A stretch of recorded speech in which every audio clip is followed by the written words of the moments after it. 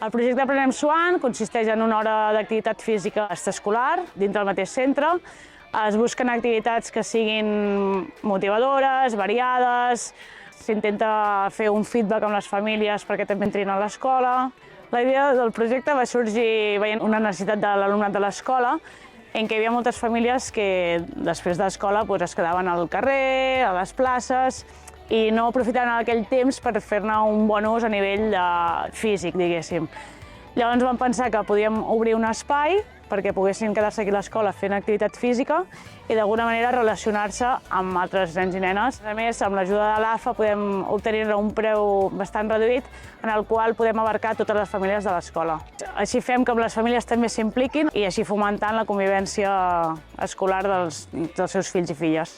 Considero que té un impacte positiu sobre els nens, ja que els alumnes estan barrejats entre ells des de primer de primària fins sisè, i això ajuda que puguem mantenir unes relacions i establir uns vincles que després a l'hora dels patis es poden relacionar entre ells.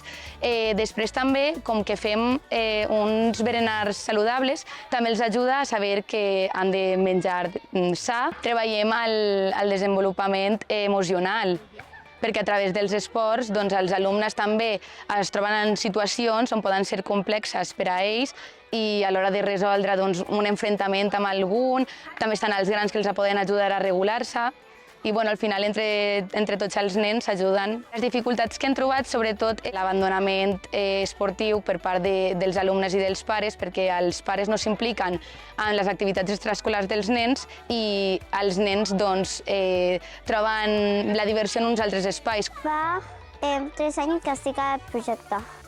Portem menjar saludable i després ja juguem a activitats. Jo estic en aquests extraescolars 3 anys. Fem activitats com, per exemple, el bàsquet, el vòlei i moltes més. Tenim moltes ganes de venir perquè ens agrada molt fer esports i divertir-nos.